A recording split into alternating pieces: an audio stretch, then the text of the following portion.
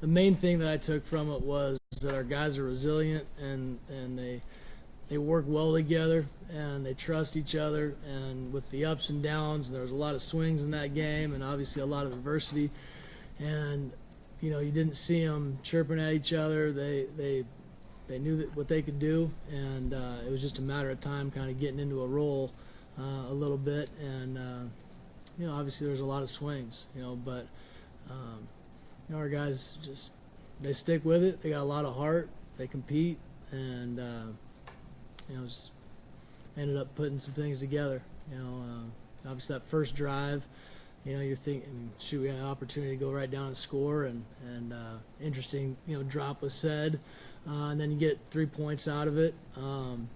We're expecting a touchdown of a 13, 14 play drive, and then we hit a little skid there with the turnover, and so there was a lot of ups and downs, but just the heart and just the competitive nature that those guys have, carried them through that game. You probably, I don't know if you look at your own game notes or not, or Boise State game notes, but on page 4 every week there's this little chart here that reminds fans or media, I guess, that Boise State's the highest scoring offense since 2000. So what I'm getting to is, what are the expectations that come with being the offensive coordinator here at Boise State, and then to go win a game in the fashion in which you did, where you had to score all 59 points in order to do it?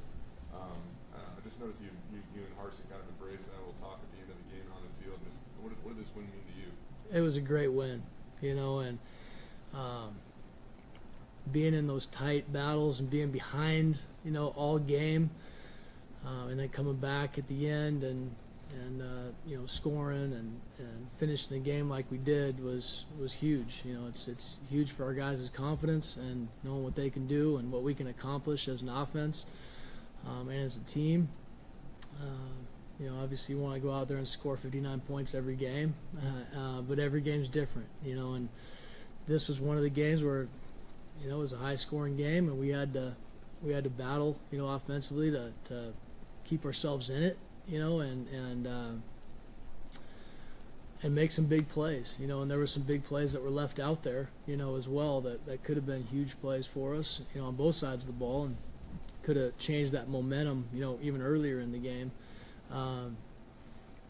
But as an offensive coordinator, and you've got to take the highs and the lows, and at the end of the day, you want to win football games. However we win football games, that's the biggest thing. So.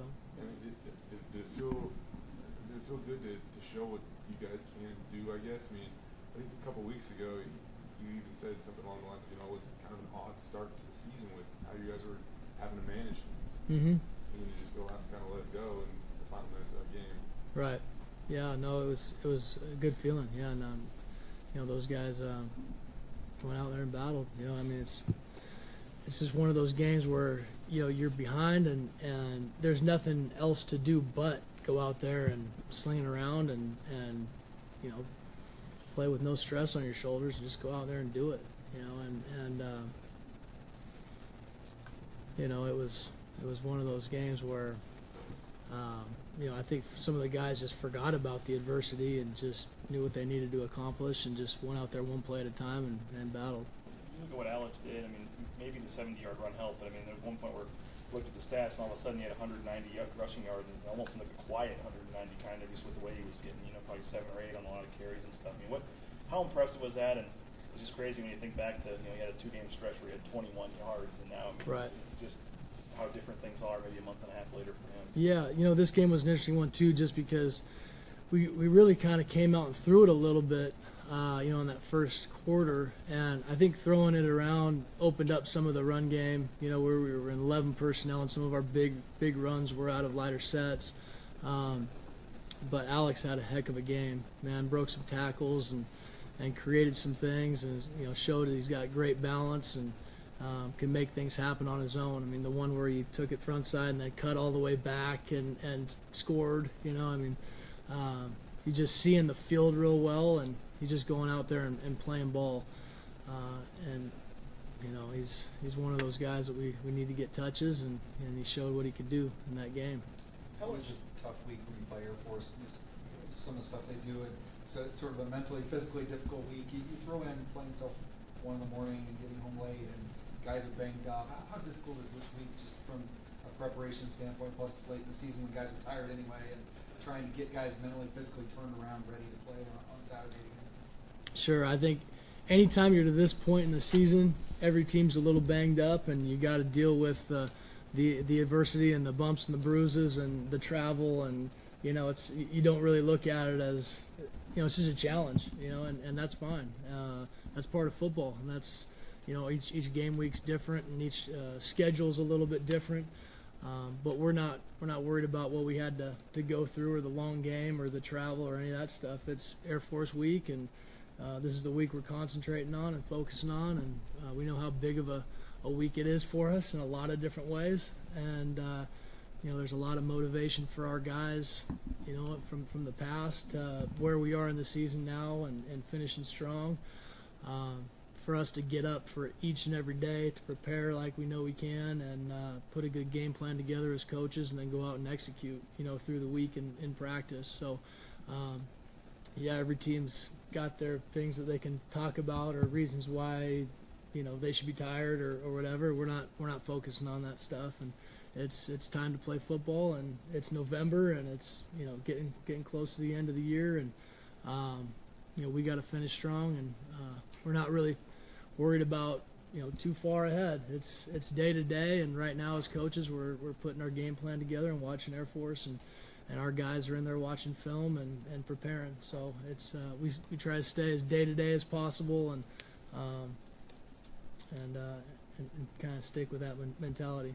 How much is said that way right now? I mean, like we saw him look like, Sure. It's probably not just one thing, I'm sure, with him, and Brett kind of alluded to it, all that he's been dealing with. But what has it been like for him, especially here at this point in the season? Yeah, Ced's a tough guy, and he's dealing with a lot of just bumps and bruises and nicks, and taking a pounding through the season. He did last year, as well, and continue to play through some pain, and probably play through a lot of pain. And he wants to be out on the field, and he wants to win a championship, and as we all do.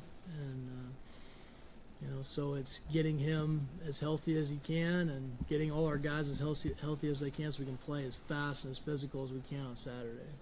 So much talk about the triple option when you play Air Force, but you look at what your offense has done during this 3-game losing streak to them. I know you weren't here in 14, but you had like 7 or 8 turnovers. Last year, Brett had like a first half with like 2 or 3 completions or something. Yeah. I think it was. When you're going to get less possessions and stuff against them, how much is on the offense to in a game like this? Yeah, tons on the offense. Yep, and you've got to be able to hit some big plays, and there's going to be one-on-ones, and they have no problem getting in your face and seeing if you can run the ball or see if you can throw it over the top of them. So we got to do a great job as an offense of winning those one-on-ones and those battles with the wide receivers, and being able to pop some runs with a loaded box. And our quarterback's got to be accurate. And last year's game was a tough one. It was a physical one, and it just seemed like we were close, but nothing really sparked us, until the end, and then we didn't quite finish. But so we know it's going to be a physical battle, and we got to find ways to get our guys the ball and get them open, and get Brett going, and and get our backs going as well. We want to be pretty balanced with our offense with our run and pass, and it's one of those where we know what game we're getting into. It's just now going out and executing. I think earlier this year when you guys were taking on Virginia, like you said, against CSU you kind of got in a situation where you had nothing to do, but you just kind of had to go out there and pass. You guys were in a very similar situation against Virginia, but a month and a half later, how much has this team grown, and why were the results so different? Yeah, learned a lot from that Virginia game, and also the you're thinking about the Washington State game, too, where we're in a overtime situation. It's close at the end. We're having to, that style of 2-minute, compared to the Virginia game where we're truly behind and what mentality we're taking. Definitely tried to stick more to the run game in the second half, and I think that was the big factor for us to be able to be balanced and move the ball and not just rely on our tempo pass game. Air Force's defense? You know, we talk about them maybe being a problem in the past and pretty much limiting possessions, but what has their defense done? What do you see from them this year that's a challenge? Well, the biggest thing is that their personnel has changed. Obviously, they were a senior-led defense and team last year, and I mean they've lost those guys. So obviously, everybody on that defense is stepping up, and they've got a full year to get that experience. So at this point of the year, those new guys are not new guys anymore. I mean they're veterans and they're experienced. So. But just the personnel is different from what you're looking at from last year to this year, as far as just new guys, and they're not senior driven. There's a lot of younger guys that are playing for them, and so that makes a difference at the end of the day. Zach, how much has your But same style. What's that? Has your offensive line grown since week 4? They've grown a ton, and a lot of it's just that maturation and getting on the field, and I mean like Ezra's a freshman, and just that communication. In that room, and they've done a great job, in their pass protection and growing as a group and as a unit. And there's been some in and out of different guys and shuffling. And all right, Mason's hurt. We're moving guys to center, and but with all of that creates more depth, in areas, and they're having to communicate in different ways, and they're learning different positions, through the year and through practices, and they're doing a lot better in the run game too. Obviously, they've been a physical group of guys, and they've really taken that to heart. Where they love going out every single day and playing a physical, downhill style of offensive line play. So. They're buying into what Coach Harsin wants and what Coach Bedell wants, and they're doing a good job. They're getting better and better. Zach, the announcers made a big deal during the game about Colorado State was very confident in how they were going to handle Montel, and they were going to essentially just treat him as a wildcat and not worry about him being a quarterback. Mm-hmm. Did you see anything different in what they did, and how have teams generally dealt with that, from a defensive standpoint? They did, and Montel kind of had a little bit different role in that game because we didn't use him quite as much, and he wasn't on the field as much. And that was just kind of the game we were in, and we knew we could have used both, and Montel could have had a bigger role depending on how that game goes.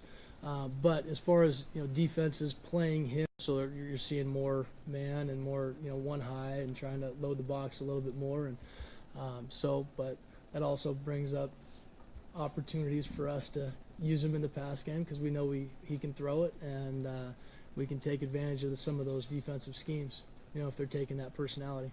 All right, thanks, Zach. Thanks, guys.